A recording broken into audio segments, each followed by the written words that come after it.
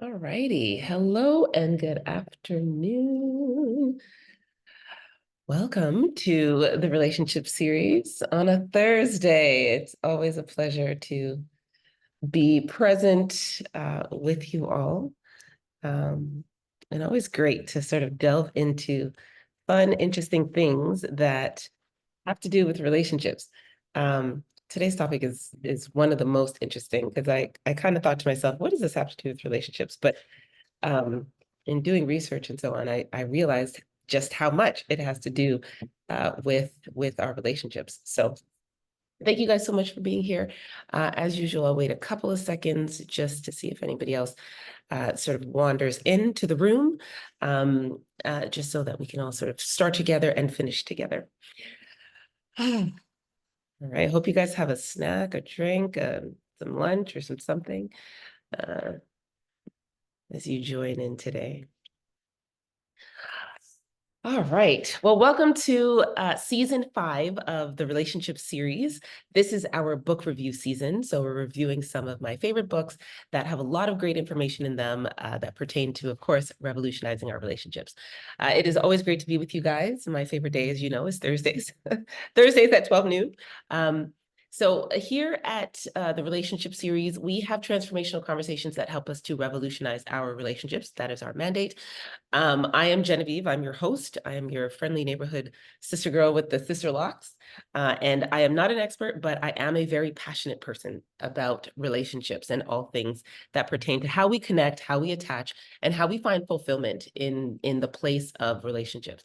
Our vision here is to share with people how to pursue connection as the sort of main source of fulfillment and joy in our lives. So connection over currency or quality relationships over money or material things as the main source of value and fulfillment and joy in our lives. Today, we're going to be grounding our conversation in put your dream to the test. And so I labeled it big dreams for a reason, because we're all here, we're humans, and we have dreams. Put Your Dream to the Test is a book by John Maxwell, and it is about asking ourselves questions about the dreams that we have. And one of the things that we have to be intentional about is sort of creating or visualizing or imagining relationship dreams. So dreams for how we want our relationships to be, to feel, to look, to evolve, and so on. So we're grounding our conversation in dreams as a theme, and then we're connecting it back to our relationships specifically. Okay, so we'll be doing that today. As usual, we have an agenda. It's very simple and straightforward. We'll be looking at some definitions, and definitions, not Oxford or Wikipedia or whatever, but looking at the definitions given in it specifically in the book, which I actually love. Very simple and powerful definitions. We'll do our SAQs, our self-awareness questions, because we always want to locate ourselves. We want to figure out, hey, where am I at? The book itself is 10 questions. It's a test, right? And so I don't know if you guys have ever done open book tests. I did one not too long ago, where, it asks a whole bunch of questions, and then you have to like sort of look in the textbook to find out where the answer is. So we're getting our test questions up front, and we're going to evaluate those questions or answer those questions with our dreams in mind. So we'll look at some self-awareness questions, just asking ourselves some questions first. We'll look at some stats, some numbers, and then we'll ask ourselves the 10 questions and see where we come out. I'll probably ask us to sort of do a visceral evaluation of the answers to the questions, like where we are in terms of scaling. So how much of this thing am I doing, or how close am I to, the goal or what have you. So we'll do that at the end of each question. And see sort of where we're at very like viscerally. I guess the premise or the point of the book is for us to make our dreams more tangible. So moving our dreams from this sort of like ethereal space to like an achievable, concrete thing that we can pursue and go after. And even though, I mean, I guess this can be any dream, but I think being able to dream specifically about our relationships is something that most of us haven't been taught to do, haven't learned to do, or even necessarily find it important to do. It's almost like, well, we live and we eat food, and so we're going to get those nutrients. We don't necessarily have to think too hard about what we're putting in our bodies, but we do. We actually do, you know, so we have to sort of take that same approach with our relationships. And a lot of things I'm going to talk about, you've probably heard before. I mean, I've heard it before, but I think one of the things that has become very evident is like the space or the gap between what we know and what we actually do. It's becoming more and more evident each and every day. So even though we know it or we've heard it before, we want to sort of listen with the ear and perhaps maybe the question in mind, like, how much of this am I actually doing? So yes, I know it. Yes, I've heard it, but how much of it am I actually applying, right? Because there's a gap. There's like, yeah, I know how to do that. I know what to do. I know I should eat healthy. I know I should exercise, but are we actually doing it? Right. So there's a lot of things that you might hear that you might think, yeah. Okay, sure. But I want us to think sort of more intentionally and mindfully and be present in the space so that we can see and experience like actual change in our lives. So we're gonna jump into a few things here, and then you guys can give me some feedback. Once again, I'm interruptible, so please throw on your microphones and post in the chat. Let me know what your thoughts are and sort of where your mind goes when we start talking about some of these points. All right, so this is the book definition. A dream is an inspiring picture of the future that energizes your mind, will, and emotions. Wow, I love this definition. It is an inspiring picture. It's something that you can see, that you want, that you desire, and then it gives you energy, right? It gives you energy to sort of like propel you forward, right? It makes us like enthusiastic and passionate, and sometimes really courageous and like persistent. Like we're like, oh my goodness, I need to have this. I need to get this. I need to move towards this. It makes us take action. And I love the fact that it includes both the will, like which is the will to do. It includes our minds, like it includes the thought space, the imagination space. And then it also includes our emotional space, right? So sometimes we feel things so passionately, we feel things so strongly, but then we don't necessarily act on it, or our minds and our thoughts don't align with it, right? So, or our minds and thoughts might even steer us in the opposite direction. We're like, oh, I feel so strongly about this new endeavor, venture, or business opportunity, and our minds are like, yeah, you know what? That whole quick money MLL scheme thing, that might not be the best direction to move it. And we're like, no, but I feel it. So I love that this energizes all three spaces, your thought space. So bringing your logic into the equation. It energizes your emotion space, our feelings, and then it energizes our will, right? Our desire and willingness to like act, to do something. And I don't know about you, but I mean, we have to face it. Like many of us were not encouraged to dream. I think we all have a right to dream, and I think we all have the ability to dream, but I don't think we necessarily all had permission to dream. And I've come across a lot of people, and just in conversation, who didn't feel like they could dream, right? Like if they thought something, their circumstances or their environment, or people in their families or their friend groups or their social circles, would discourage them, and we'll talk about that in a second, but discourage them from thinking outside of the box. Like, why do you feel like you can do that? This is the neighborhood that you're from. What makes you think that you can be that? Like, this is the color you are or the age you are. Like, putting those kinds of constraints and limitations, or even the opposite. Like, what makes you think that you can achieve that now? You're too old, or life has passed you by. Right. So it's hard sometimes when like our external environments start to discourage us, or deny us the permission to dream. And I think what comes out of that is a sense of like helplessness or hopelessness and depression and sadness, like when we're not allowed to access in a positive way, like we're not allowed to access our dreams and allow them to energize us, to fuel us, and to propel us forward. And I think, and I'm saying this from I'm just thinking about this now, but I'm saying this from my own life. Sometimes it's unintentional, like the things that people say to us or the things that we say to others, it's unintentional, but sometimes it has that lasting impact of us setting aside our dreams or losing hope in our dreams. So I don't know, you guys can sort of think about it. We'll ask a couple questions in this area, but I was just thinking about like the idea of having permission or feeling like we have a right to dream the dreams that we do dream, right? To have the dreams that we have. This is another sort of extension of the definition within the book. So a dream is a picture and blueprint of a person's purpose and potential. So similar to the other definition, it gives us something to see, right? So we can visualize it. It's something that it has an image to it. Sometimes it's in color, there are details to this thing.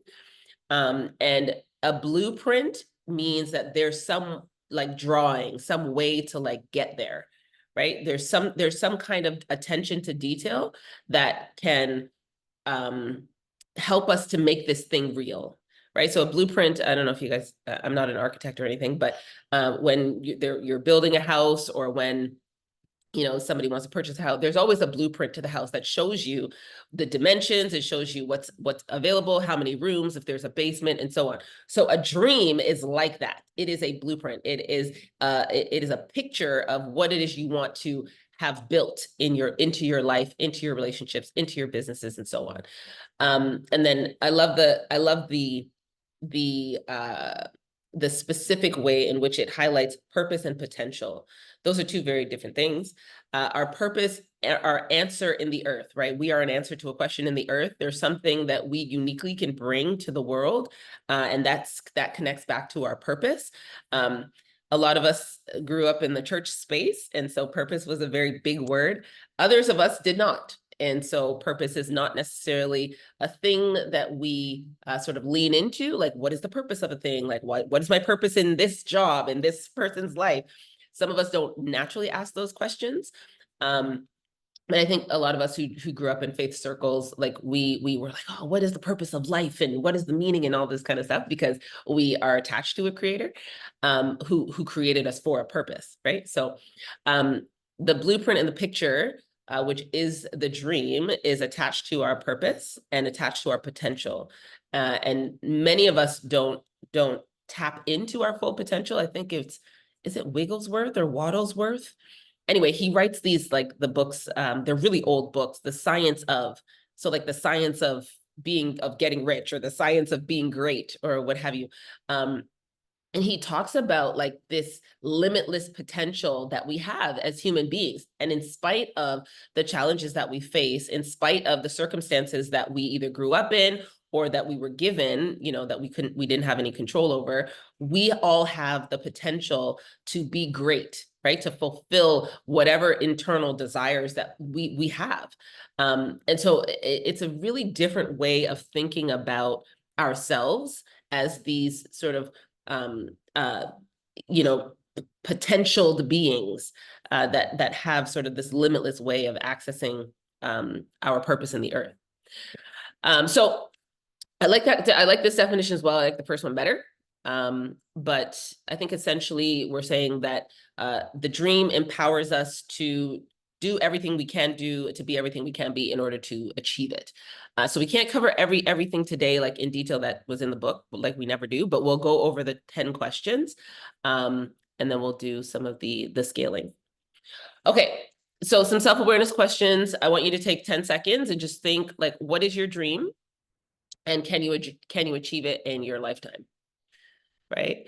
I think this is a topic that has changed my life. I haven't read this whole book in like its entirety until now. There are a couple books that I read every year because I like the content and it reminds me of how to go about my life and what I want to do. But this book, I hadn't read it in its entirety until I had to do this. And I mean, I just kind of skimmed the questions. I'm like, yeah, check, right? But I think I'm passionate about it now because like the whole topic of pursuing dreams and asking questions about dreams, because I didn't realize just how like energizing and empowering it is to become like clear to ask questions about what I'm dreaming about. Like, what is your dream? Was like, I sat down and I was like, what is my dream? Like, there are goals that I have, there are desires that I have in life, but I was like, what is my dream? And so I had to sort of sit down and really evaluate that. And I was like, I have lots of dreams, you know, I have lots of ideas and lots of imagination and all of that.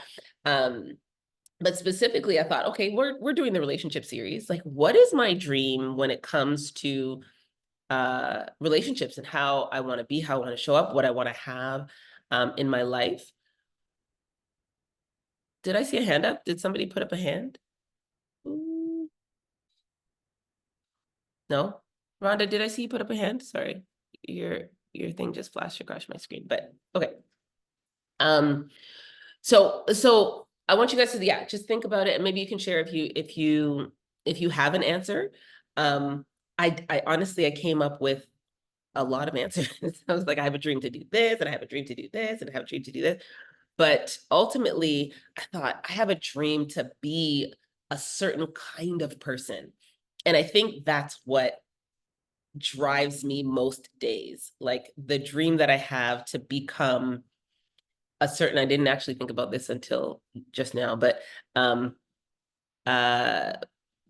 Michelle Obama has a book and she called it Becoming. And I think that resonates with me right now, like in this moment, because what happens is when I think about becoming or evolving, I think about what I have control over and what I can do each and every day to make that happen, and to make that happen in the way that it is in my mind. And that doesn't mean there won't be challenges and there won't be setbacks and so on. It just means that I have something in mind that I have control. Sorry, that was me messing around. No worries, Ron. No worries. Okay, so what is your dream? Will you achieve it in your lifetime? I sure hope you will, but you actually have control over that, right? So will you actually do it? What are the odds you would give yourself? Like, what, you betting 10 to 1 that you're going to achieve these dreams? Whether they're relational dreams, they're becoming dreams, they're evolution dreams, right? Think about what your dream is, and it doesn't have to be the same. It doesn't have to be along the lines of becoming, but just in terms of what you see, what you want, what you desire. Some of us are like, I have a dream to get married, and that's where it ends, right? That's all. I want to get married. I want to have family, and that is my purpose in life, is to get married, have a family, and raise my kids. And I think that is beautiful. And it's enough. So we'll get to this in a moment. But this is not a moment where you like compare your dreams to other people's or anything. We'll talk about that. Or discount your dreams, right? Because your dreams are your dreams. And so anything that is sort of in you, that energizes you, that compels you, that you're like, oh yeah, that's it. And that fits for me. So I want you to think about that. And will you achieve it in your lifetime? And this is a good point, because I remember being in circles and spaces and conversations where it was like, well, if you don't, and the two words are interchangeable, dreams and visions. If you don't have a vision that extends past your lifetime, then the vision is not big enough, right? So I've heard that before. And part of it is, I think, very true when it comes to dreams. Like, if your dream is sort of like, I dream of having a coffee tomorrow. I don't, that's really, obviously that's very attainable.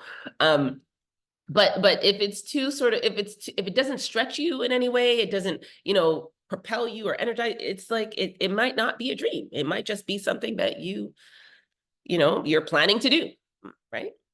Although dreams require plans as well. So anyway. All right, so let's do a couple of things. Oh, we'll do some stats, and then we'll talk about what might be in the way, and then we'll talk about the 10 questions real quick. Okay, Survey of highly successful leaders. Let's see, 100% of them have a dream. This was a study done years ago. So 100% of them reported having a dream. 50% of them reported giving up on a dream. 95% of that 50%, of the 50% that didn't give up on the dream, accomplished the dream. And then 95% of that 50% that didn't give up on the dream were also frustrated at times in their pursuit of the dream. So did they accomplish a dream? Yes. Were they frustrated while they were accomplishing the dream? Yes. And so frustration is not an indication that you're doing something wrong, right? So some of us, some of us sort of take our cues from the world. Like if we face opposition, we face a challenge, if it's difficult, if there's a roadblock of some sort, a barrier, we stop, right? We stop. We're like, oh, no, I shouldn't be going in this direction. I shouldn't be doing this, because otherwise the world or the universe or whatever would be in my favor and everything would be smooth sailing. Unfortunately, that's not the truth about what's real. Okay, so here's some common reasons for not identifying our dreams. I have experienced all of these, and I mean, they're not pretty, but we'll talk about what we can do. So discouragement is one of them, and usually discouragement comes from external sources. It can come from internal sources, but it's usually fueled or fed by external people, external circumstances where we believe certain messaging. You can't do that because you're a girl, or you can't do that because you're a person of color, or you can't do that because you might be disabled or neurodivergent, or perhaps you don't subscribe to heterosexuality, or whatever the case is. It's like, well, sometimes those discouragements come. We call these people like dream crushers or dream killers. And they may have unpursued dreams of their own that affect their ability to support you in your dream. And I was talking with a friend of mine, this is last week, and it can be so sneaky and so subtle. And I have been the dream crusher, the dream killer in a couple of situations. So a friend of mine was saying to me that they wanted to pursue like a new workout regimen and eating regimen, right? They wanted to get healthy and get back in shape because they had been in shape and so on. And they were missing their in shape body and their in shape strength and their in shape feeling and whatnot. I was like, yeah, bet, do it. Like, I'm all for you. I have a very interesting sweet tooth. I have a sweet tooth. Okay. I have that. It's pretty bad. So I love sweets. I love all things like sugar, anything with sugar in it. I love candy. I love cake. I love ice cream. I love sweet drinks. I love juice. I just love sweet things. So, we're hanging out and I'm like, hey, I have some really great chocolate here. You want some chocolate? And they're like, no, I have to I'm off the sweets. Like, I'm trying to get my beach body in order. Like, I'm not eating that right now. And I'm like, but it's just like, it's one piece of chocolate. It's really good. Like, try the chocolate. You know what I mean? And they're like, no, I'm not trying to do that. In my mind, at the time, I didn't think of it. I was like, well, I'm eating sweets and you should be eating sweets too. I'm not pursuing this hardcore Beachbody, Venus Williams thing. I'm just, and even if I were, I'd probably still be eating sweets, which is probably why I probably wouldn't achieve that dream. But either way, in my mind, at the time, I didn't think I was being a hindrance to this person's goal or dream or plan for their long-term, health. But when I was thinking about this, I was like, you know what? Sometimes discouraging others or being discouraged by others can be so sneaky and so subtle that it could sound like, but it throws us off. It throws us off, and it can come across and be interpreted as discouragement, like, oh man, I don't have the willpower. I'm so tempted to eat all these sugary things. So listen, if I've ever done this to you, please forgive me. If you guys, I'm only human, okay? I'm only realizing some of these things now. And I don't intend to be a crab in a bucket. But sometimes I just want somebody to be with me. I'm not pursuing that particular goal or dream. And so you know, I might, you know, be a block for other people trying to do it, right? So I think, and that might be a really simple example, but I think it's relevant when it comes to discouragement because we feel it. We feel it on the inside. When other people talk, you know, in a certain way about what we're pursuing, like, oh, really? Do you really want to do that? Oh, is that something you think you can do? Like do you feel like even those kinds of like intonations to our voices can be really discouraging at times, right? So I think what definitely one of the common reasons for not pursuing or identifying what our dreams are. Number two is disappointment. Oh, disappointments, like past disappointments and hurts, you know, and usually it happens when our expectations are not met. If we pursued something, we tried something, you know, maybe we tried being vulnerable and open in a relationship and somebody used it against us. Somebody used our vulnerability or vulnerable information to hurt us, or to shame us or to judge us.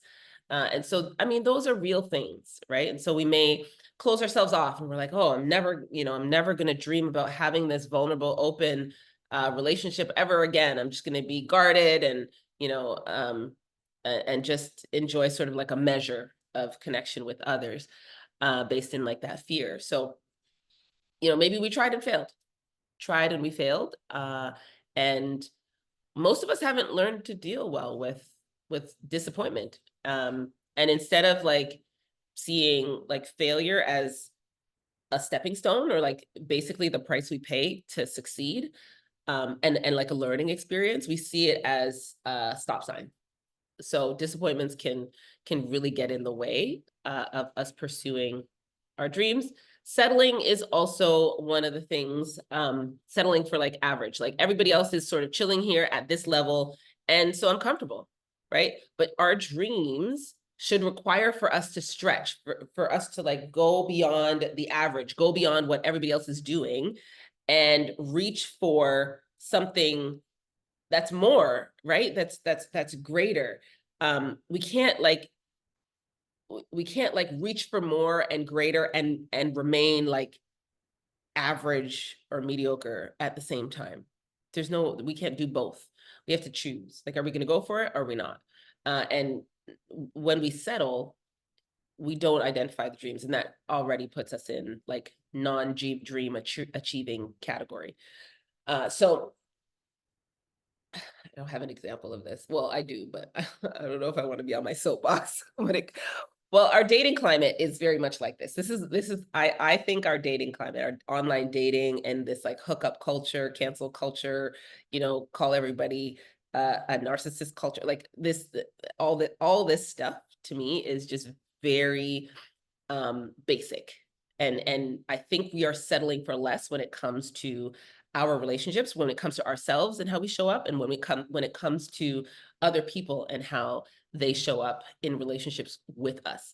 And so when we talk about like teaching others, when we talk about our values, when we talk about, you know, those kinds of things, like it's almost like, well, if they're not making me happy, then, you know, forget it. But we're not like doing the work of relationship to like show up in ways that are helpful and healthy.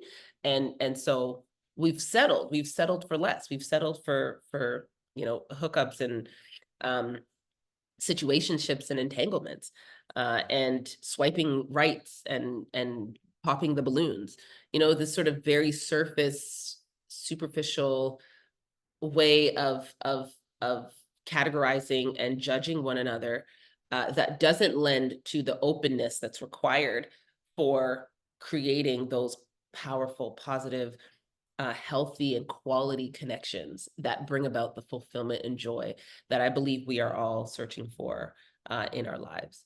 I'll get off my soapbox, but settling is another reason. And then the last reason is lack of confidence. So lack of confidence, it takes confidence to talk about your dream. It takes confidence to and even more confidence really to pursue your dream, especially because not everybody's going to understand. Not everybody's going to see it.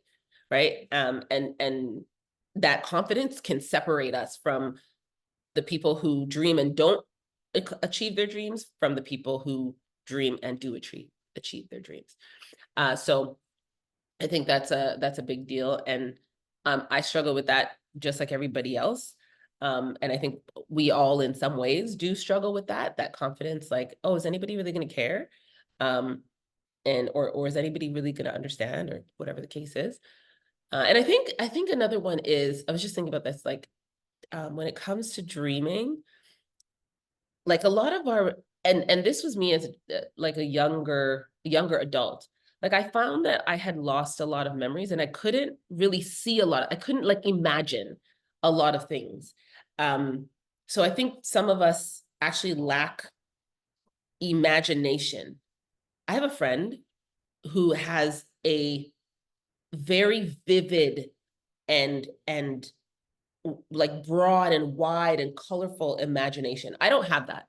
I don't have that. Like I'll see like glimpses and pictures and things like that, and I'll write stuff down. But I know people that like draw things, like their imagination and detail, their dreams, like physical dreams, like when they go to sleep at night, are just so detailed and colorful. And I think that like imagination is like, it's like the thing that brings our dreams to life, and I think the more that we can see is the more that we can like connect to the thing, and the more that we'll do. It'll the more energizing it will be for us. So like if I can sit down and imagine myself, having a calm, open conversation without anxiety and fear with someone that I've had conflict with or contention with in the past. And sometimes I do this in therapy with my clients. I'm very far removed from their real life situations, but we'll do like role plays where they'll speak, I'll speak, they'll speak, I'll speak, and I'll play the role of somebody significant in their lives, or vice versa. I'll play them. And then we can have this really detailed conversation about what we want to say and what, themes we want to bring up and address and what objectives we have for the conversation, and so on. But that I don't always have access to in my own life or for myself.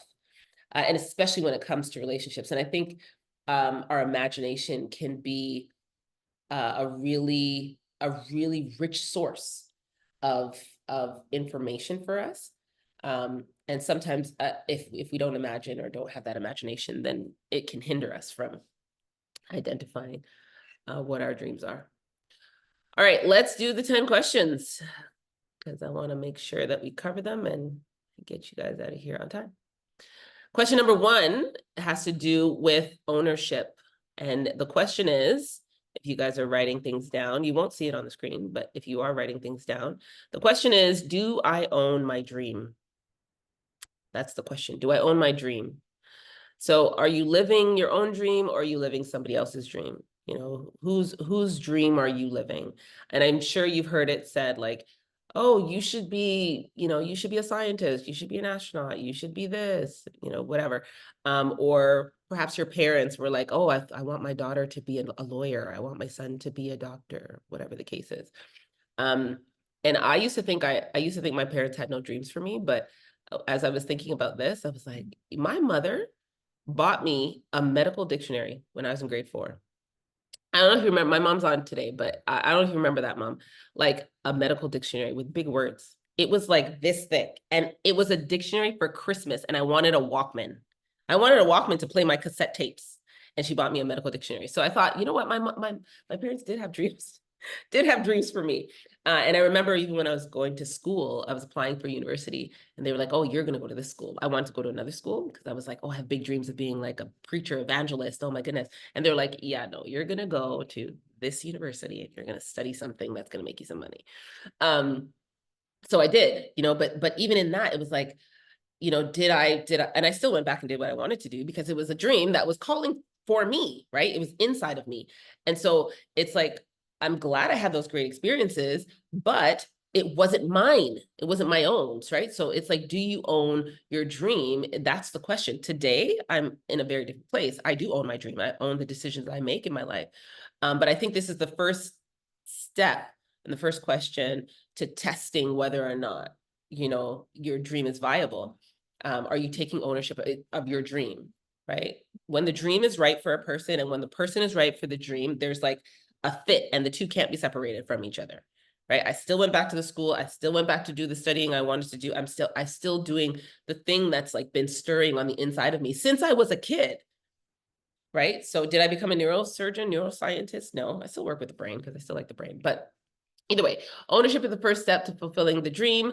And yes, we can always find excuses to not do this or to pursue somebody else's dream because it's going to be easier or whatever. And there's always going to be challenges and setbacks and a lot of things, but ownership can help. If it's not your dream, you're willing to let it go really quickly. I know if I'm doing something with someone else and I'm like, yeah, I'm on board. The first sign of adversity, I'm like, yeah, I'm good. Because it's not mine. It's not mine, right? So I think the ownership question is a really important question. So do you own your dream? And this can be what related back to relationships. When it comes to our sort of societal norms, right? So what you should do is you should go to school for this amount of time, then you should leave school, and then you should find a partner, right? We look at Erickson's developmental stages and all these things. We're like, oh yeah, okay, this is what I'm supposed to do now. This is what I'm supposed to learn now. This is what all that kind of stuff. But relationally speaking, are we looking at what we need to develop in order to get there? Are we looking at what's actually going to fulfill us in our own lives? Or are we looking at, hey, this is what society tells me that I should do in order for me to be happy and fulfilled in my life? So even relationally speaking, it's so important to take ownership of the dream that you have and the thing that you want, and not what either society or your parents or your friends either tell you or are doing. Right. So very important in that way. Actually, I didn't read out all the things. So here, so you own your dream. If you own your dream, it will feel right to you. It will provide you wings to your spirit. It will fire you up. It will keep you up at night. It will take you out of your comfort zone. It will be fulfilling to you, and you will feel you were made to do it. If you don't own your dream, or you're sort of doing someone else's dreams, again, it won't have the right fit. It will sort of be like a weight, a burden. It will drain your energy. Sometimes our dreams drain our energy. Sometimes we do get tired, like physically, because I mean, we have to be doing work, right? But this is like a different kind of drain. This is like, ugh, this is a dreadful drain, right? It'll put you to sleep. It'll take you out of your stretch zone. So you're kind of coasting. You're like, I don't really care. It will be fulfilling to others, right? And then it will require others to make you do it. So other people need to pump you up and encourage you, and you constantly need to be connecting to others in that way. Okay, how can we take ownership? 5 things very quickly. Bet on yourself. I put MLK here because he had big dreams. Maybe not big relational dreams. I don't know. I've heard lots of rumors, but he had big dreams, right? I have a dream. Everybody knows the speech and his civil activism and so on, right? And so he bet on himself. And so we have to do the same, right? And do we even think about this? I didn't think about this before. I was like, okay, what do I do to bet on myself? I just tell myself that I'm going to do it. Yeah, exactly. I'm going to do it. I'm going to bet on myself to achieve this particular dream, or to learn the skills that are required to be in healthy relationship, or I'm going to learn how to maybe stop doing some of the things that put me in unhealthy relationships, right? So am I going to do the work? Am I going to bet on myself? Can I do it? Yeah, I'm going to do that, right? So bet on yourself. There's a quote that says, you may succeed if nobody else believes in you, but you will never succeed if you don't believe in yourself. I love that, right? You may succeed if nobody else believes in you, but you will never succeed if you don't believe in yourself. So bet on yourself. Lead your life instead of accepting your life. That is a big one as well. I think making right decisions and managing like those decisions daily is helpful, and that's self-leadership, and we have to do that in order to achieve our dreams. And there was a question, it was a while ago, I did it in a group with some first-year university students, and I asked them, like, what are you becoming an expert in? What's something that you spent time on doing every single day? And most of them were like, social media, becoming an expert in posting. And I was like, well, and I had asked them like what their dreams are in terms of what they wanted to be when they graduated and so on. And none of them wanted to be a social media manager. None of them wanted to be a content creator. None of them wanted to be a poster. So I was like, well, you're becoming an expert in this thing, but you're saying that you want to do this thing. So what can you sort of revamp so that you can be working towards this big thing that you say you want to do every single day, right? So leading your life is about making those decisions every day to move towards the thing that you want. And so if you want to have better relationships, then you're working every single day. Wait a minute, what do I need to do? I need to grow in emotional intelligence, relational intelligence, dream intelligence, whatever the case is. And start doing more of the things that get me there and less of the things that move me in the opposite direction, right? Self-awareness is big, growing in empathy, emotional regulation, all these sort of basic relational components and elements, right? Can people trust me? Am I reliable? Is my word connected to my actions and behaviors? Do I think well of people? Am I, right? All these, do I care? These are questions that we ask when it comes to developing powerful relationships. So lead your life, love what you do. If you love what you do, you'll never work a day in your life. I always hear that quote. And I think successful people do that, right? People who are successful in accomplishing their dreams, they do that. They love what they do, right? They allow their passion and their talent and their giftedness to guide them. Like if you're a great singer, then sing. If you're not a great singer, then don't sing. Like, I mean, it might not be your purpose in life to be the next Whitney Houston if you can't really hold a note. Doesn't mean you can't learn, but I mean, you're probably going to spend a long time learning how to perfect that craft rather than looking at your strengths and strengthening your strengths. If you have a strength to speak or to teach or to play a sport, or, if you have an aptitude for numbers or, health or whatever the case is, why not lean into that and strengthen those strengths, right? If you're just a naturally inspiring person who's able to connect with other people, well, strengthen that skill, right? So I think loving what you do is important when it comes to purpose and fulfilling our dreams, and especially in relationships, doing the work that's required for us to enjoy those relationships. Don't compare. Oh goodness, this is like the biggest thing probably. Don't compare yourself to other people. I mean, don't compare your dreams to other people. I wanted to travel. I wanted to travel and build a life that I didn't need to take a vacation from. That was like my goal. And a lot of people were like, well, why don't you settle down, build a family, buy a house? Why don't you do all these things? Why don't you work for the government? There's job security, 9 to 5. Why don't you do all these things? And it just didn't fit for me. And I could have sat down and been like, oh man, like, look at my friend over there. She's buying a new house. Look at my friend over there, getting married and have 6 kids. Look at my friend over there. Oh man, like I'm just, my dreams aren't good enough or aren't as good. Or I could have done that, but then I wouldn't be doing the thing that I want to do. I wouldn't be living the dream that I want to live, right?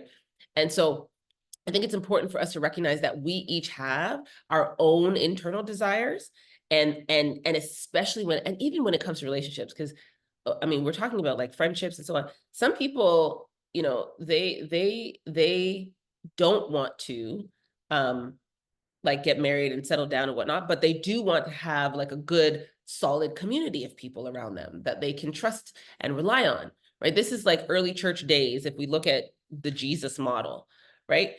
He said, oh, early church, people come together, they eat together, they talk together, reason together, whatever. They had all things in common, right? That's relationship.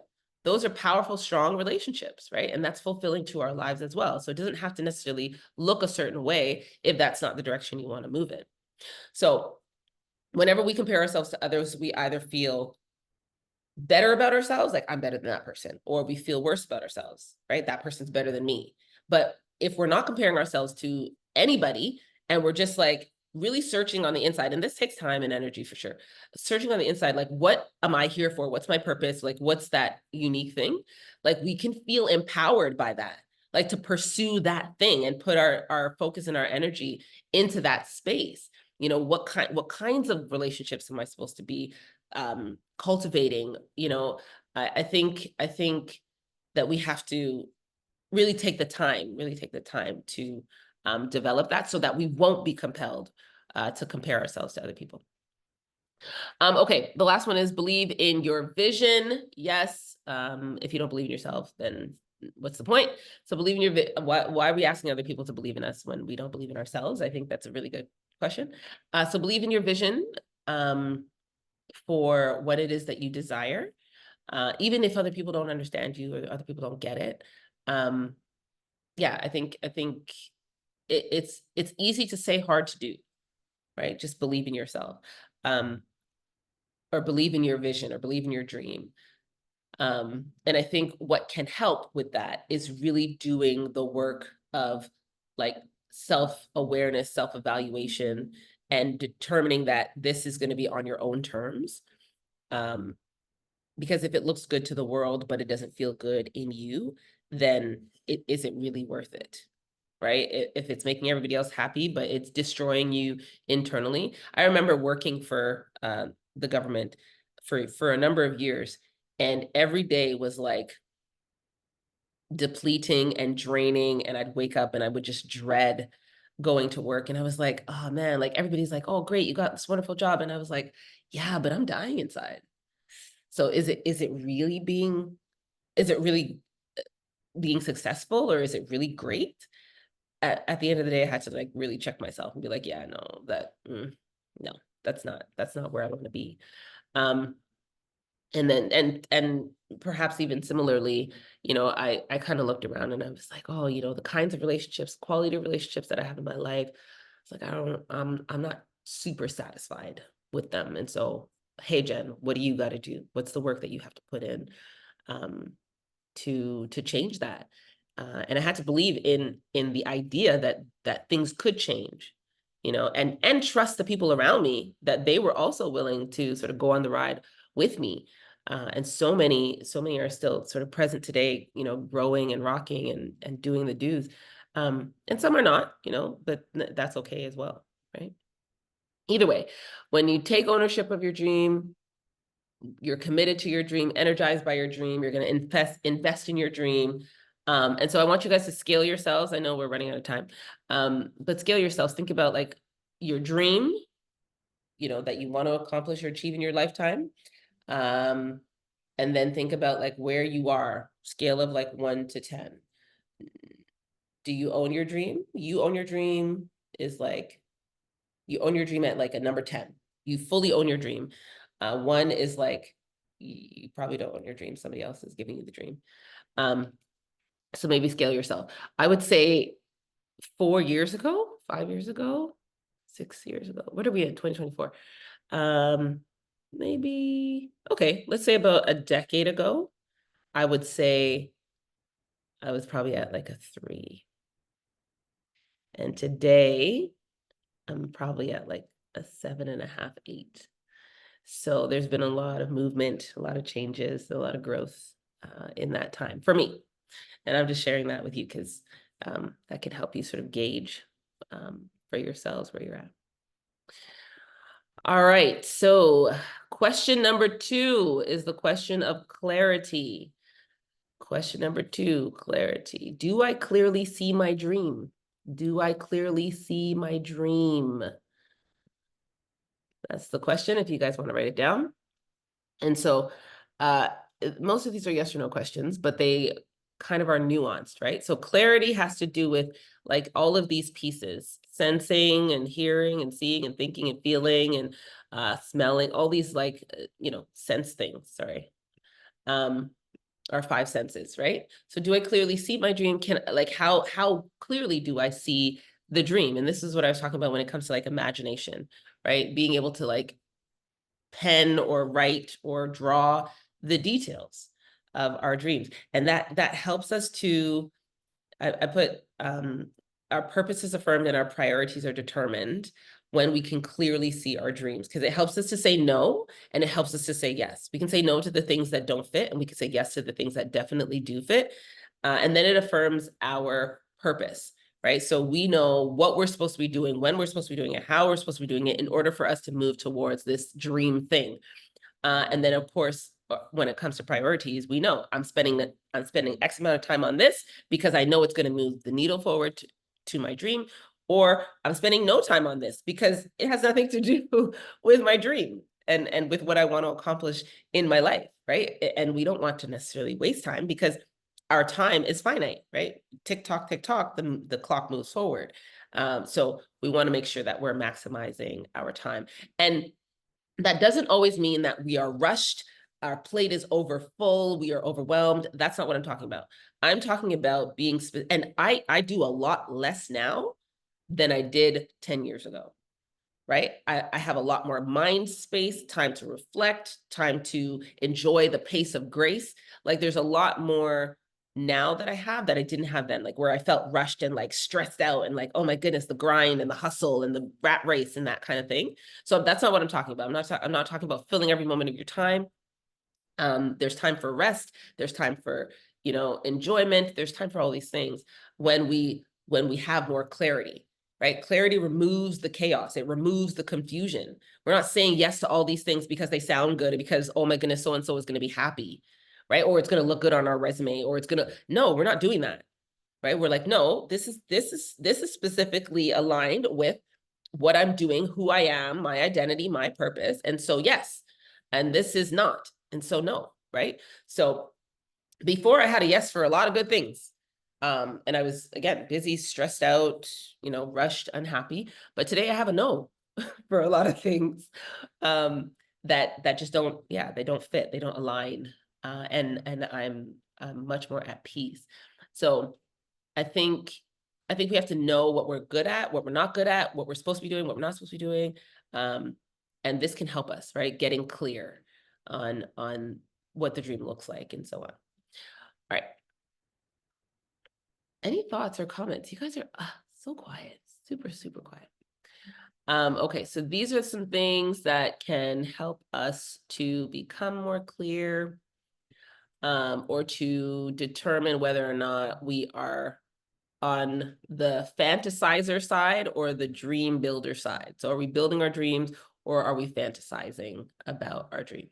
Okay, so for fantasizing, we're relying on luck, we're focusing on the destination, we're cultivating unhealthy expectations or minimizing the value of our work, we're looking for excuses, we're creating inertia, we're breeding isolation, we're waiting to act, that's a big one, we're avoiding personal risk, and we're making others responsible.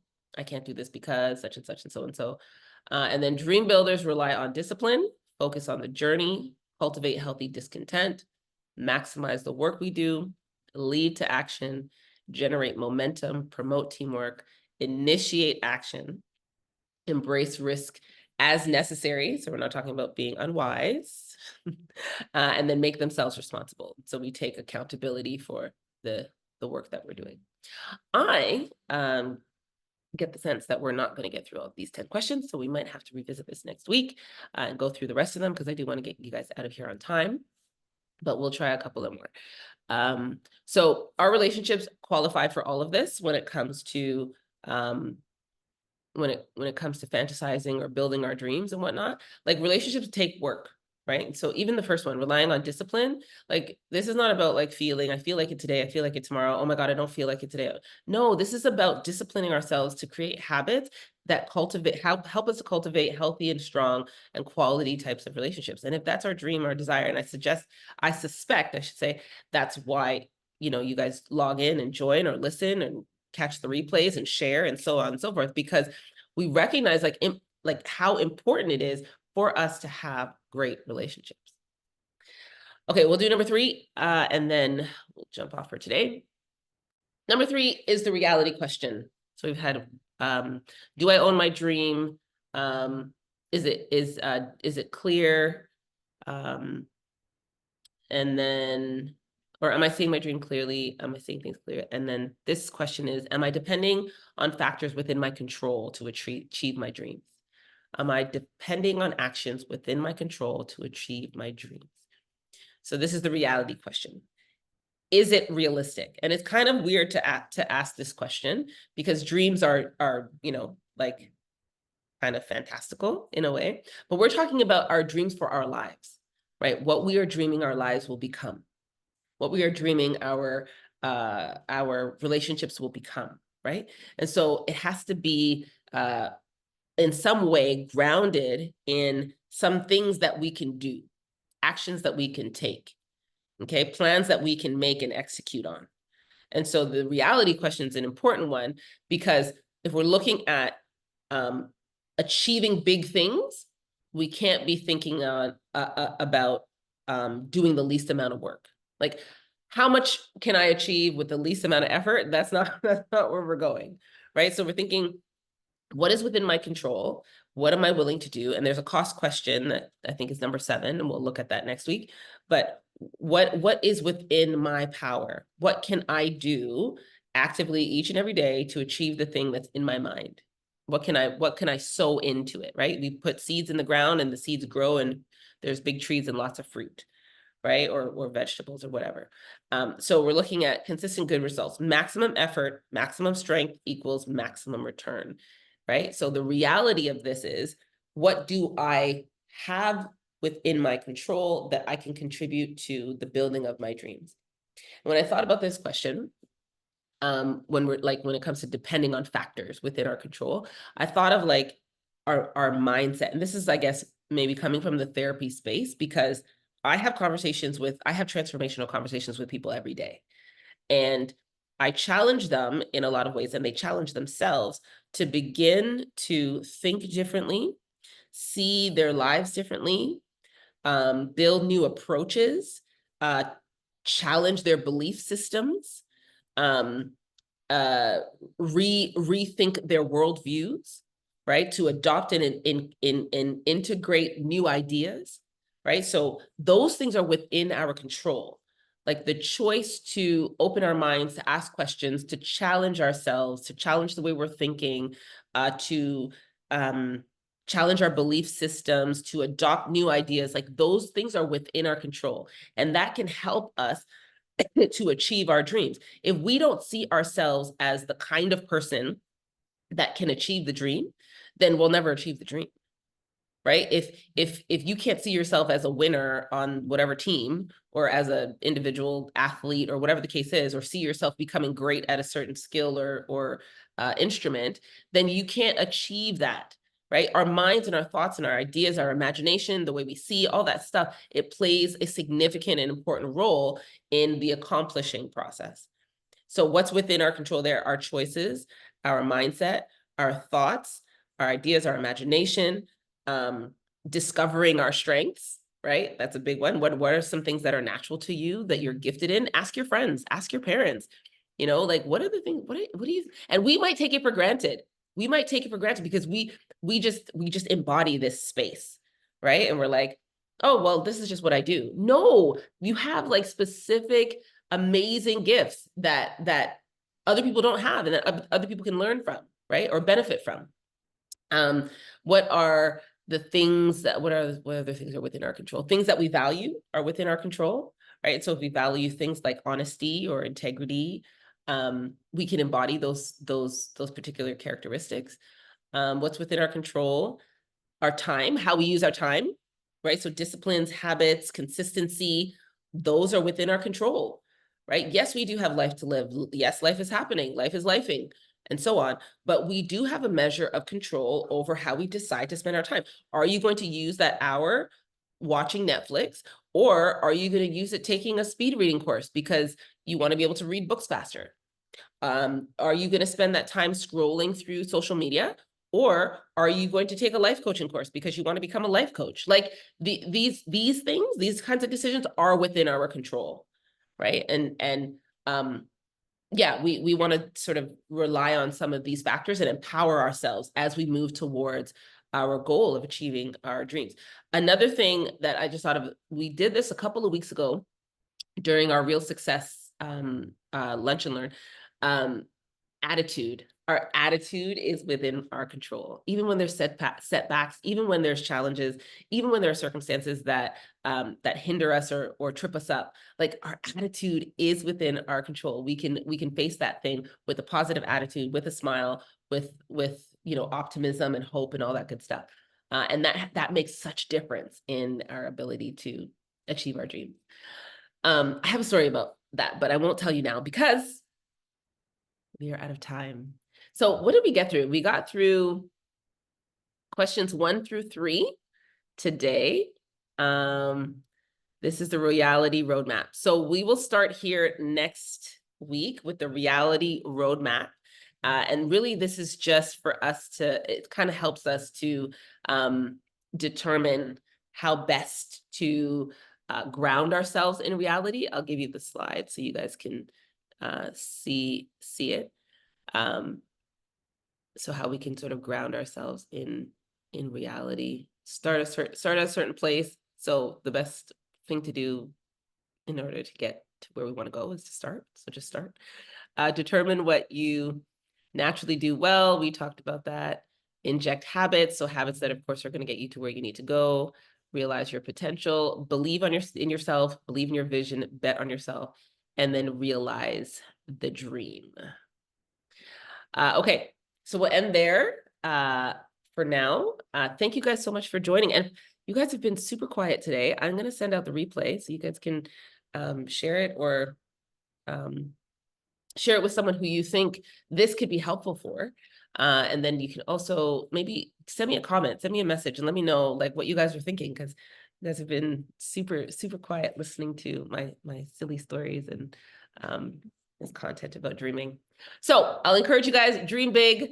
It is Thursday. Thank you guys so much for being here. Go and have a great rest of the day and cultivate revolutionary relationships. Thank you guys so much for being on. Oh, next week, we're going to be doing questions 4 to 10, and then we'll come back the week after with another book. So I'll see you guys next week for part 2 of Big Dreams. Absolutely. Absolutely, Rhonda. Thank you guys so much for being present. Always a pleasure.